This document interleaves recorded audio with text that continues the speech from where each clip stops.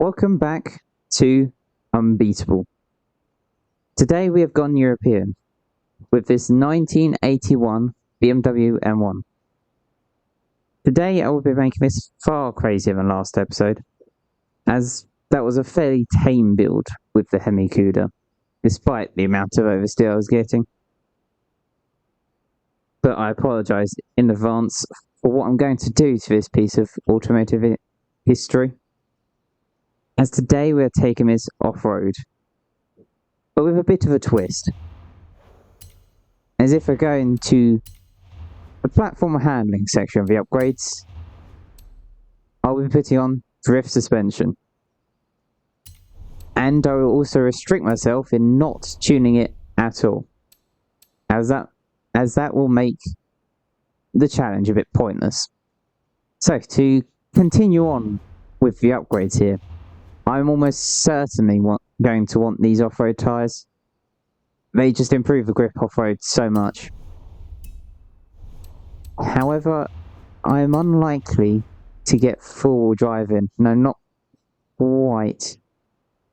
Now, I could perhaps find some weird upgrades that lower the PI, such as the rear aero tends to lower the PI decent amount, but I'll also be taking this to a sprint race, so I really don't want to have that aero on due to the massive speed penalty that it will have. So we are sticking with rear-wheel drive. So I'll probably just widen the rear wheels slightly. Think I'm going to leave the front wheels as they are though. Sometimes it's not needed for the amount of grip you get in the front. I'll definitely want to change the gearbox if I can, just to customize the gear ratios and everything. I also tend to put a rally diff for an off-road build, because that tends to be what you do on these sprint races. You go from tarmac to off-road. And this leaves with not a lot of PI to work with. I might just try and get a little bit of power in this, but not many upgrades will allow that. Just the intake. This usually lowers the weight by a small margin. So, time to find if there's any small upgrades that can slightly improve, like these track width upgrades. I can't do it on the front. My last check will be the driveline. These are always very useful, but the car is already high enough in B class, as that is my aim for today, to make it a B class build. This might be a bit of a strange sight on an off-road circuit. Here you join me at the Tulum Trail, however you say that really. Now, this is a trail in the southeast side of the map. I chose this trail in particular, mainly because it has a lot of water to contend with, which won't really agree with the suspension I've got here. Let's try and make this a bit of a challenge. It seems the AI have taken some sensible vehicles, some less sensible vehicles to this event, to be lock the brakes severely, showing my skill issue here. Damn. Now I try and avoid the water as much as possible in whatever car I'm driving, really, even if it is some of the bigger trucks you have, like that Liberty design F-150, I believe. It's just reduces the amount of slowdown you get from these water sections, as they can be rather detrimental to your final time, shall we say. But yeah, I to explain, I have 3 attempts at this to try and win against the Unbeatable AI. As long as I don't miss the checkpoint, that will be very useful.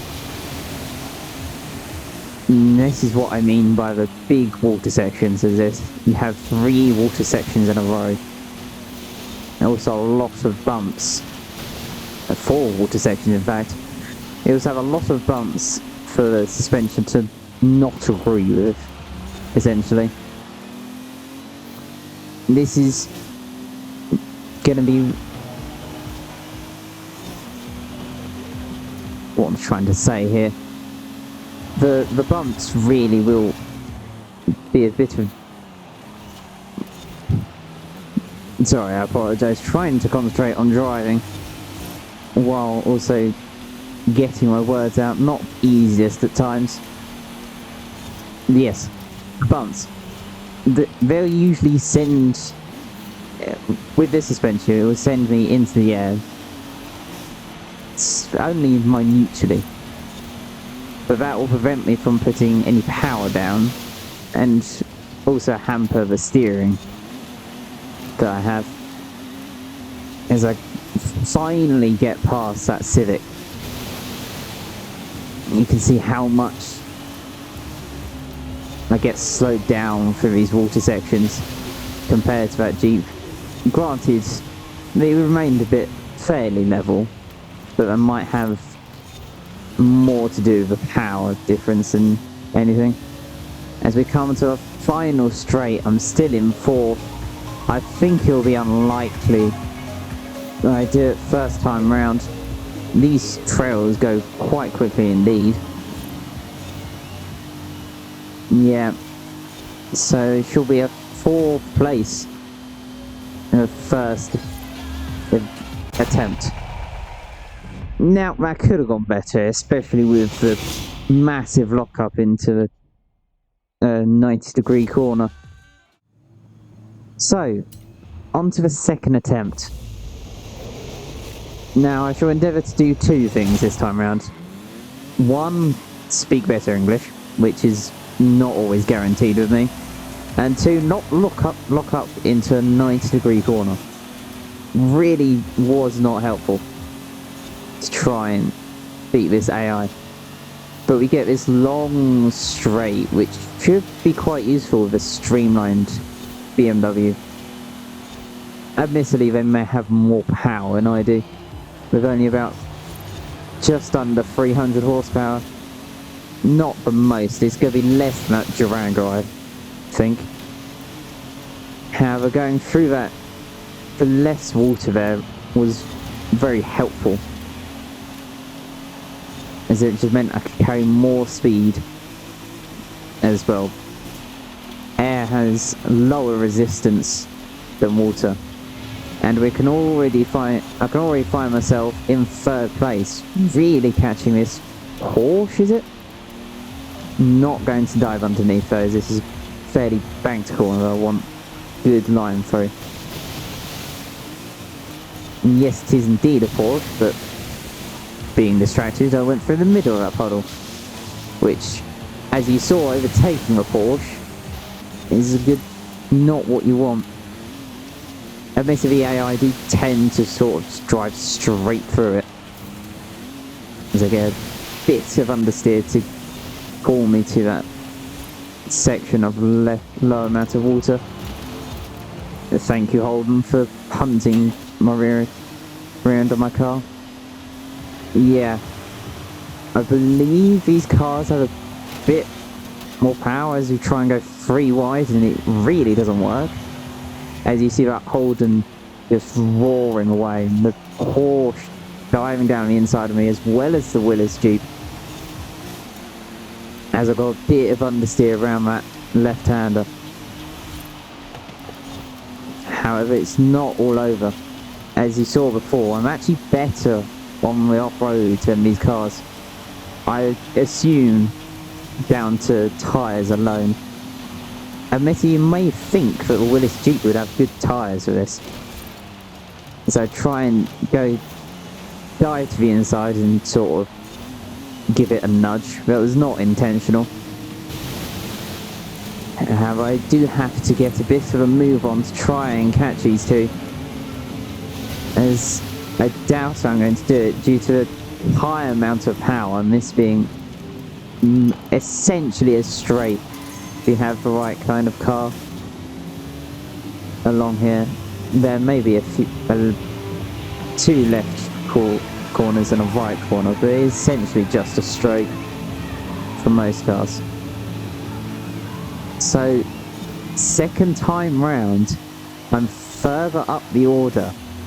However, it's still not a completed a challenge. Mainly down to the higher amount of power and straight line speeds that Porsche and that Holden had. With a couple of mistakes by me. But still, couldn't complete it second time round. Let's give it another and final go. So, here we are for a final attempt. Now, I did get closer with that second attempt, so there is a chance that this is possible.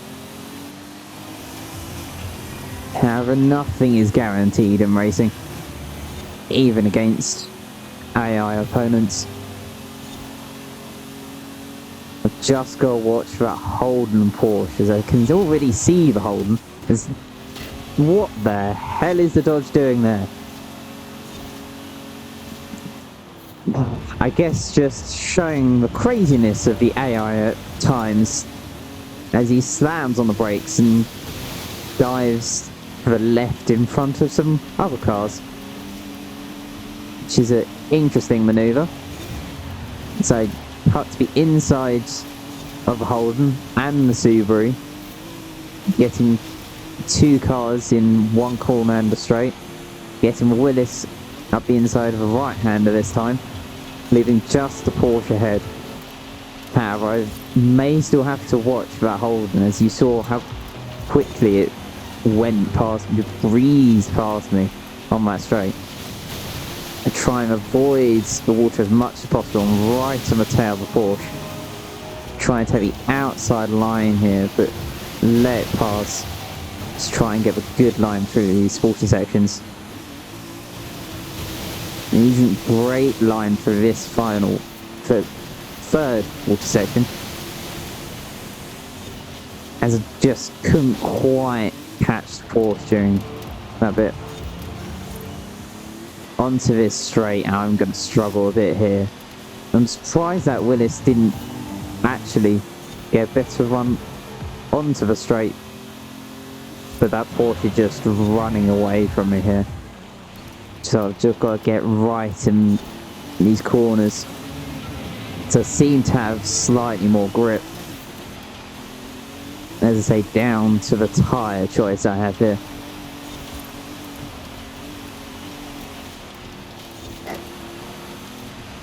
It doesn't seem to be, I don't seem to be catching a great deal, despite I think it is mainly through these water sections.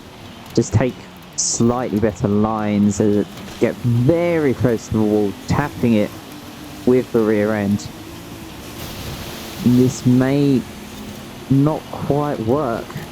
Just can't seem to be catching this Porsche to come onto the final straight. I'm going to take a bit of a different line through here and just go wide. That was not my intention at all. They may even lose the place to the Willis Jeep. It gets a worse run onto the corner, but let's see if it's got power.